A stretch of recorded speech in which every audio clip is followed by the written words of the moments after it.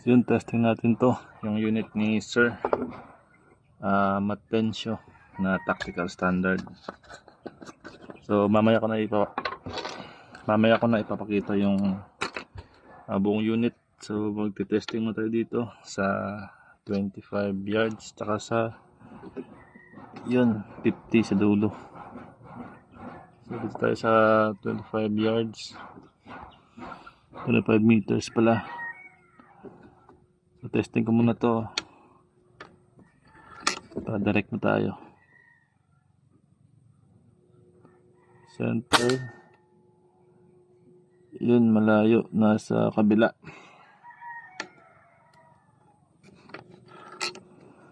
So ito yung center, ito yung tama niya. Ayan o. Oh, malayo. Isa pa, subukan natin.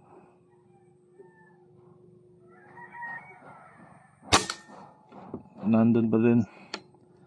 MB na ito nasa 878, 875. So, ayan.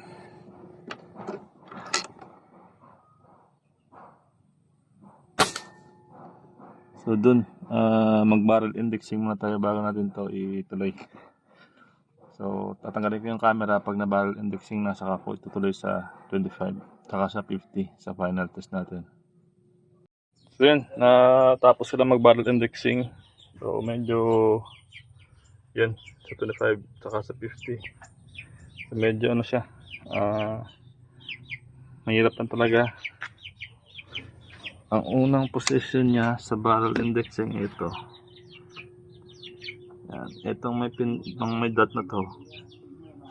Nung tinesting siya kanina dito sa gitna. Tapos tinanggal ko ulit, tapos inikot ko dito sa kabila. Yan, sa right. So malayo. Binalik ko siya dito sa gitna, dito sa left side dito. Yan, mag-focus yan. Binalik ko siya sa left side dito.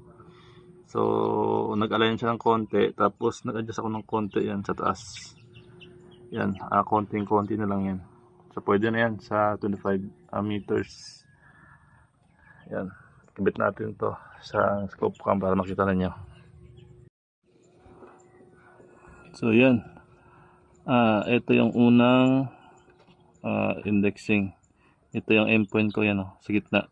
Yan yung block. Ang tama niya ito sa unang testing. Binalik ko siya sa gitna, sa kabilang side pala. Ito yung tama niya, yan sa ilalim na. Yung next na tama ko, yung inangat isa ng konti, doon sa left side na, ito. So medyo malayo siya. Same pa rin yung endpoint ko, ito pa rin. Dito ako nag-endpoint. Nag-adjust na ako ng konti, yan ang tama niya. Yan, ito. Ito yung endpoint ko, ito yung tama niya sa last ko na adjustment. So pwede na yan. So ang gagawin natin dyan, habulin natin yung tama. Yan.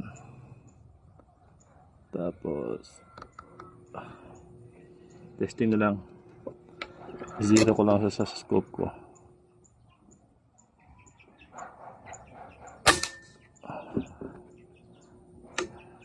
Nakasobra.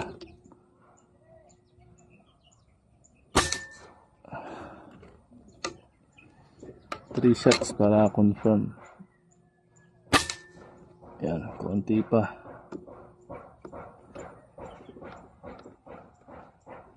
Yan na. Brand new lahat to, pati barrel brand new. Kailangan siyang tawag dyan, i-break in talaga. Yun, doon tayo sa 50. Nag-zero lang tayo sa 25. Adjust natin ang parallax sa 50. Yan.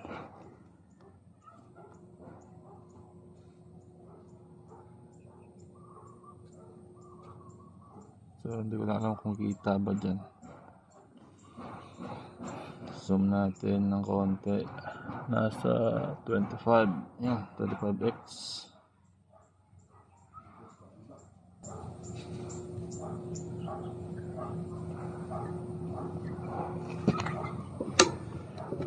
Testing na natin to sa 50.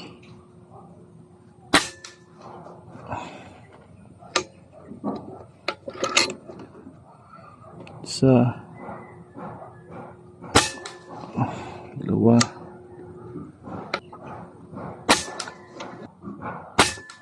up, lima. Yung pellet ko is naka-resize to. Ibang yun yung Astro, maganda siyang klase. So mag-try ako na hindi siya naka-resize. So dito tayo mag-testing sa kabila. Ayan.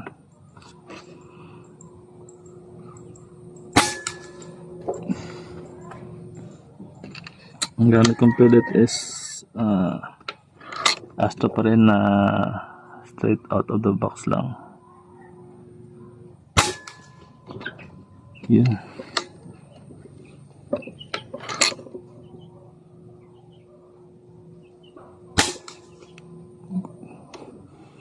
Ba, mukhang dumikit yung tama niya sa pagtaas ng MB. Konting hangin, medyo lumakas ng konti.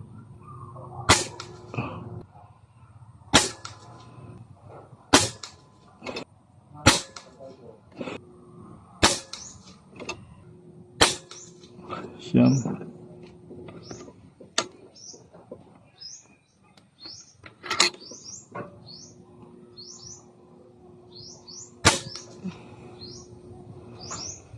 Ay putek, dumilim, ba't dumilim? Gumalaw, hindi pala nalock. Hindi ko nalock yung cam ko. Yan, yung tama niya sa 10 shots. Yan yung kanina. Ito hindi ito naka-resize. So, adjust ako ng konti sa power. Yan, konting adjustment. So, dito sa naka-resize.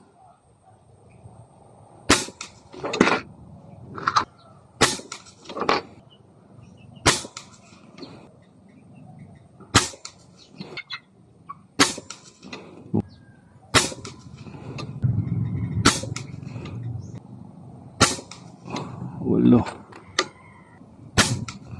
Siyam.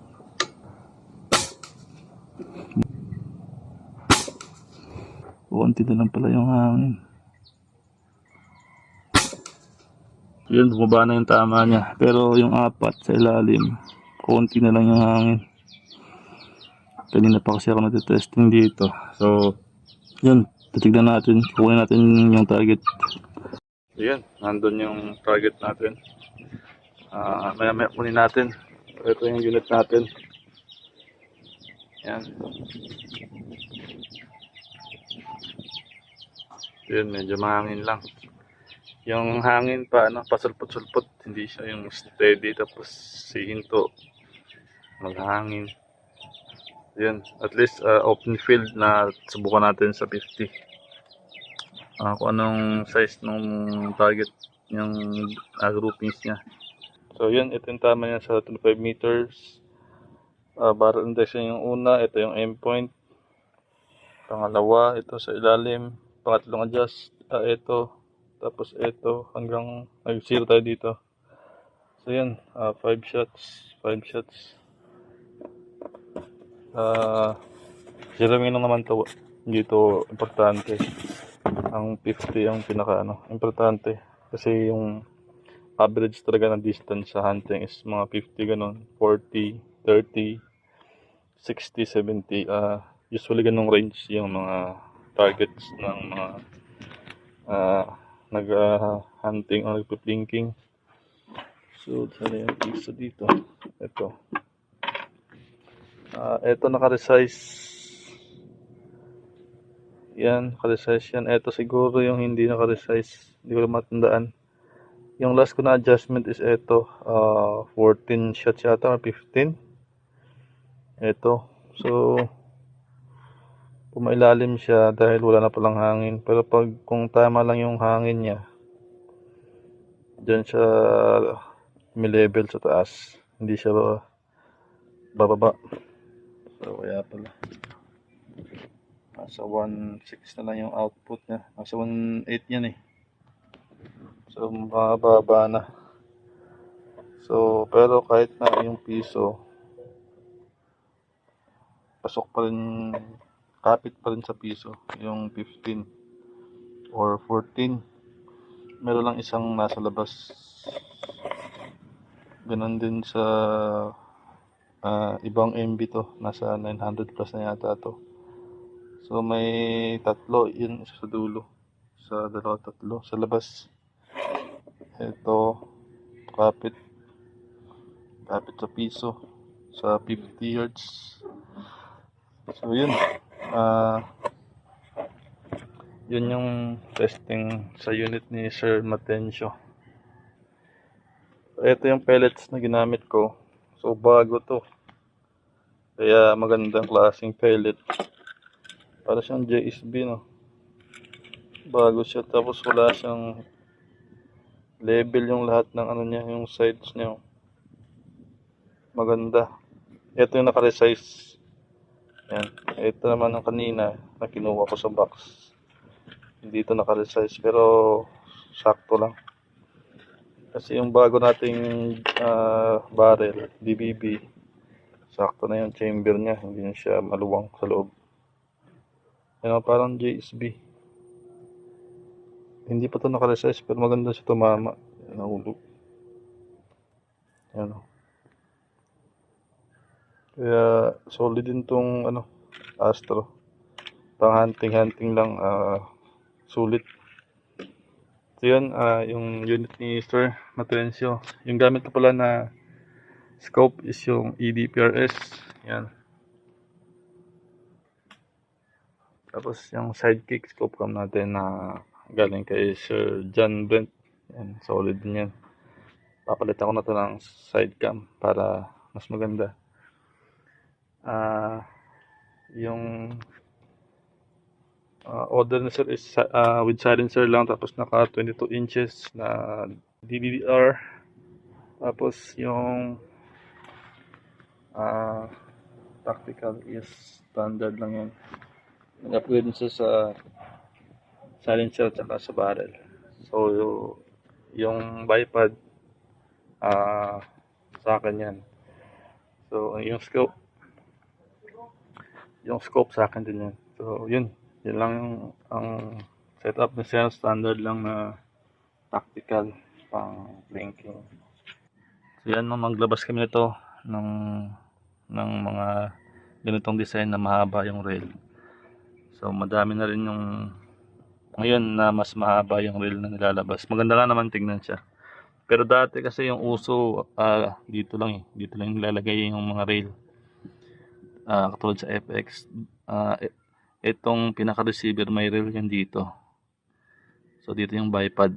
So parang may siya tignan, hindi siya balance. Kaya ang ginawa namin, naglabas kami ng mas mahabang rail. So ngayon marami nang naglalabasan na mahahabang rail. Mas maporma nga naman talaga, mas maganda. So yun. Yun ang unit ni Sir Matencio na testing natin sa 50 yards.